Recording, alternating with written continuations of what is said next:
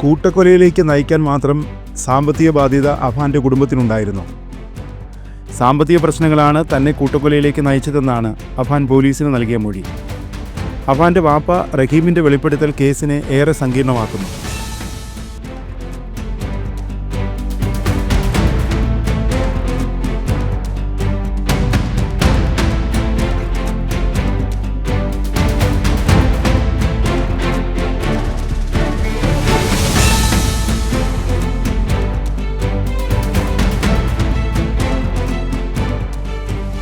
നാട്ടിൽ 65 ലക്ഷം രൂപ കടമുണ്ടെന്നാണ് അഫാൻ്റെ മൊഴി.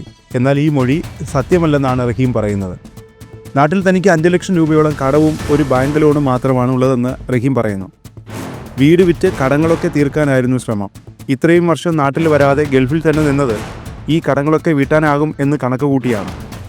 ബാധ്യതകളെല്ലാം തീർക്കാൻ കഴിയുമെന്ന് വിശ്വാസമുണ്ടായിരുന്നുവെന്നും റഹീം പറയുന്നു. അഫാനെ ഗൾഫിലെത്തിച്ച് നല്ല ജോലിയിൽ പ്രവേശിപ്പിക്കാമെന്നും വാപ്പ കണക്കുകൂട്ടിയിരുന്നു. അപ്പോൾ പ്രശ്നങ്ങളൊക്കെ പരിഹരിക്കാൻ കഴിയുമെന്നും അഫാൻ്റെ വാപ്പ കരുതി. അതിനിടയിൽ അവൻ എവിടെയാണ് പിഴച്ചത്? എന്താണ് അവന് സംഭവിച്ചത്?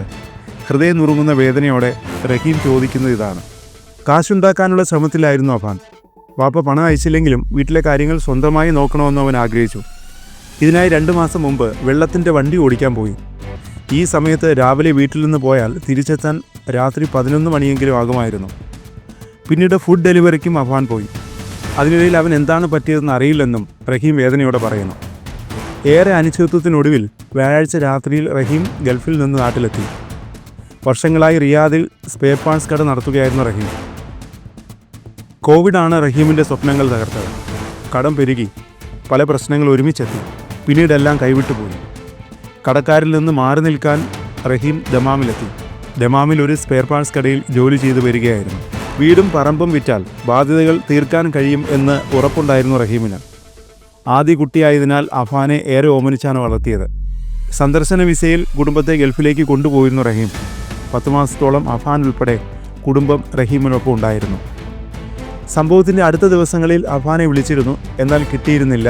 ഇടയ്ക്കൊക്കെ പണം ആവശ്യപ്പെട്ട് അഫാൻ ഉമ്മയോട് വഴക്ക് കൂടുമായിരുന്നു എന്നും റഹീം പറയുന്നുണ്ട്. റഹീം അറിയാതെ നാട്ടിൽ ഭാര്യയ്ക്ക് സാമ്പത്തിക ബാധ്യതയുണ്ടായിരുന്നു. അതാണ് അന്വേഷിച്ച് കണ്ടെത്തേണ്ടത്.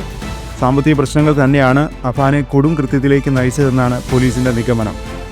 റഹീമിൻ്റെ വെളിപ്പെടുത്തൽ പോലീസ് ഗൗരവത്തിലെടുത്തിട്ടുണ്ട്. ഇതുമായി ബന്ധപ്പെട്ട് അന്വേഷണം നടത്തും. റഹീമിൻ്റെ കുടുംബത്തിന് പണം കടം നൽകിയവരെയും പോലീസ് സാക്ഷികളായി ഉൾപ്പെടുത്തിയിട്ടുണ്ട്.